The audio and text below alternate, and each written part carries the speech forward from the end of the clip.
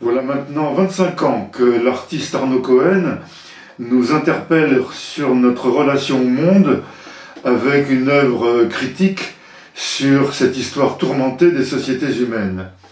Avec cette sorte d'autopsie du vivant, Arnaud Cohen nous permet d'examiner les formes de l'entropie qui menacent le genre humain.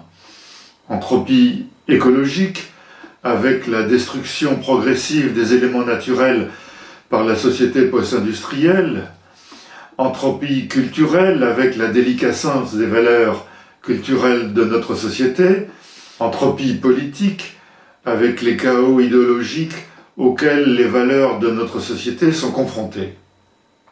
Dès ses premières expositions en 1997, l'artiste procédait par collage, se refusant à pratiquer la peinture ou la sculpture pour ne pas se laisser entraîner, comme il le dit lui-même, à la tentative décorative. Aujourd'hui, en 2022, à la galerie Valérie Delaunay à Paris, Arnaud Cohen réutilise ce procédé du collage à propos d'une série nouvelle qui s'appelle Écologie avec un H et qui retrouve ses préoccupations contemporaines. Il s'agit d'agrégats entre des vestiges de sculptures anciennes et des petits objets dérisoires venus du monde de la grande distribution, en l'occurrence des petits jouets, et cet ensemble d'objets qui s'agrègent de façon hétéroclite, hétérogène, est enveloppé par le monde du vivant avec ces plantes qui progressivement envahissent les sculptures créées par l'artiste. Il est intéressant de replacer justement cette pratique du collage avec ce que Arnaud décrivait il y a 20 ans dans l'encyclopédie audiovisuelle de l'art contemporain, et je vous propose d'écouter ce témoignage, quelques extraits de ce témoignage. Des usines de Coca-Cola, pour créer 1 litre de Coca-Cola, consommaient 7 litres d'eau. Alors pas tout, jusqu'à 9 litres d'eau, je sais plus. Enfin bon, des quantités d'eau considérables qui sont liées au nettoyage, l'embouteillage, machin, que sais-je. Et donc il faut beaucoup d'eau. Et on peut imaginer ce que ça donne dans des pays où la ressource en eau est très faible et où elle est captée par Coca-Cola au détriment des paysans qui habitent autour et qui n'ont plus une goutte pour faire pousser leur culture. C'est d'ailleurs pour ça qu'en Inde, Coca-Cola a été banni pendant des décennies. Bref, ces 2 phrases sont rentrées dans ma tête un jour, je me suis endormi dessus et je me suis réveillé avec cette vision d'une bouteille de Coca-Cola percutée par des avions de ligne. Bon. Et comme j'avais fait la rencontre d'un ami qui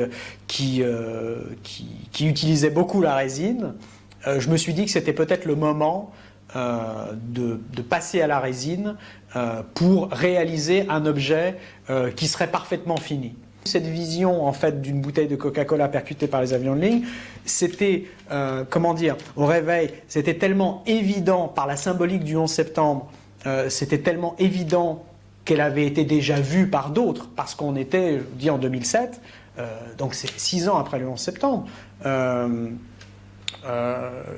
J'ai essoré le net pour voir si en fait cette sculpture existait déjà, quoi. Et elle n'existait pas. Et je me suis dit, mais c'est pas possible.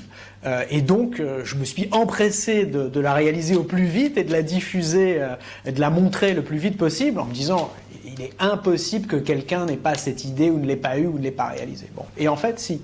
L'artiste est un médium, un catalyseur de ce qui est dans l'air ambiant.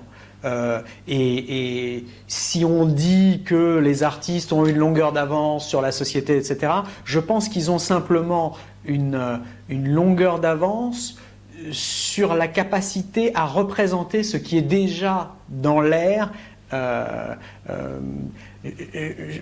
Comment dire ? On pourrait dire aussi qu'une chose n'existe pas tant qu'elle n'est pas nommée, mais pourtant elle est là. Mais quand on la nomme, on lui donne un contour précis et du coup tout le monde la voit. Mais elle a toujours été là et en fait tout le monde la voyait sans la voir. Et de la même façon, je pense que, enfin j'ai le sentiment, j'ai même eu l'expérience souvent que loin d'être le seul à avoir imaginé on va dire une sculpture, nombreux sont ceux qui l'avaient déjà fait. Seulement, il ne l'avait pas forcément réalisé, ou alors moi, je ne l'avais pas forcément réalisé, je n'en avais pas pris le temps, et d'autres l'avaient fait. Et en ce sens, évidemment, d'une manière différente, parce qu'on a tous nos moyens de traiter ces visions qu'on peut avoir, les moyens et les goûts qui sont différents. Donc ça va être nécessairement un peu différent. Mais l'idée est là.